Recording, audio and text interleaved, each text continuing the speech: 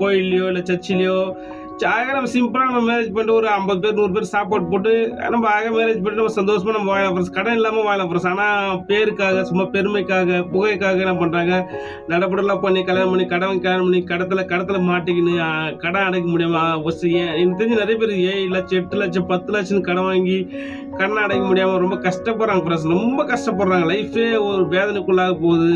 ரொம்ப திருப்பி சொன்ன மாதிரி ஃப்ரெண்ட்ஸ், நம்ம நிறைய பேர் தற்கொலை பண்ணி இறந்துருக்காங்க. நிறைய பேர் அது பண்ணாமல் ஃபேமிலியே பிரிஞ்சு போயிருக்கு.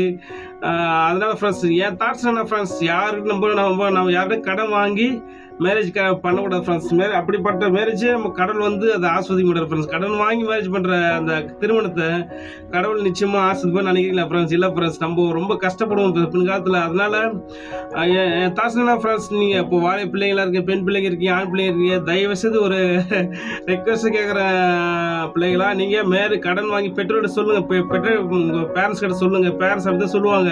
அவங்க பேரண்ட்ஸ் கிட்ட புரிய வைங்க. அப்பா நீங்கள் கடன் பட்டு எங்களுக்கு மேரேஜ் பண்ணி வச்சுருங்க, கடைசியில் நாங்கள் தான் கடன் வாங்கி கடன் மாட்டி நாங்கள் தான் மொழிக்கணும், நாங்கள் தான் கடனை கட்டணும், ரொம்ப கஷ்டப்படுவோம்ப்பா அப்படின்னு சொல்லிட்டு உங்கள் பேரண்ட்ஸ் புரிய வைங்க.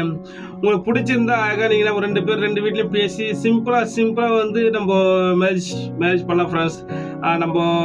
நம்ம இந்திய தேசத்தின் நிதியமைச்சராக இருக்கிற அந்த அம்மா நிர்மலா தேவி, அந்த அம்மா கூட பார்த்தீங்கன்னா அழகாக அவங்க நினச்சிருந்தா எத்தனையோ கோடிக்கணக்கில் அவங்க செலவழிச்சு அவங்க கோடிக்கணக்கில் அவங்க இருக்குது, கெப்பாசிட்டி இருக்குது. ஆனால் ஃப்ரெண்ட்ஸ் அவங்க கொஞ்சம் சொற்ப ஜனங்களை வச்சு தான் அவங்க மகளுக்கு மேரேஜ் பண்ணாங்க சொல்லிட்டு நம்ம பத்திரிகைகள் கூட வாசித்து ஃப்ரெண்ட்ஸ்.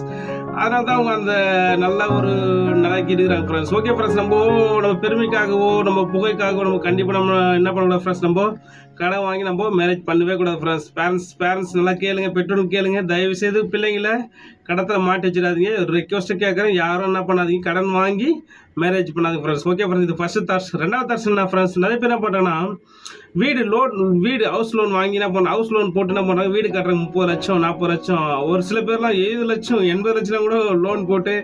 ஏன்னா அவங்க சம்பாதிக்கிறாங்க, 1 லட்சமோ 1.5 லட்சம் சம்பாதிக்கும் போது அவங்க ஈஸியாக என்ன பண்ணி கட்டிலன்னு சொல்லிட்டு போகிறாங்க ஃப்ரெண்ட்ஸ். நாளைக்கு என்ன நடக்குன்னு நமக்கு தெரியாது ஃப்ரெண்ட்ஸ். காலங்கள் கடவுளுடைய கையில் இருக்குது. இன்னைக்கு இருக்கிற பார்த்தீங்கன்னா ஒரு தங்கத்துக்கு கூட வேல்யூ இருக்குது, ஒரு எல்லாத்துக்கும் வேல்யூ இருக்குது ஃப்ரெண்ட்ஸ். ஆனால் மனுஷனுக்கு பார்த்தோன்னா ஒரு உயிர் போயிடுச்சுன்னா ஒரு நாள் மேலே வச்சுக்க மாட்டாங்க ஃப்ரெண்ட்ஸ். சொல்லுவாங்க, உயிர் போச்சுன்னா பாடி எப்போ பார்த்து எடுக்க போகிறீங்க, பாடி எப்போ எடுக்க போகிறீங்க அப்படின்னு சொல்லிட்டு கேட்பாங்க. ஓகே ஃப்ரெண்ட்ஸ், 2வது தாட்ஸ் என்னன்னா, தயவுசெய்து கடன் வாங்கி லோன் வாங்கி வீடு கட்டாதீங்க ஃப்ரெண்ட்ஸ். நிறைய பேர் எனக்கு தெரிஞ்சு நிறைய மீடியாக்களில் பார்த்து நிறைய பேர் சொல்கிறாங்க, நிறைய பேர் பார்த்துருக்கேன் ஃப்ரெண்ட்ஸ். என் லைஃப்லேயே பார்த்துருக்கேன்.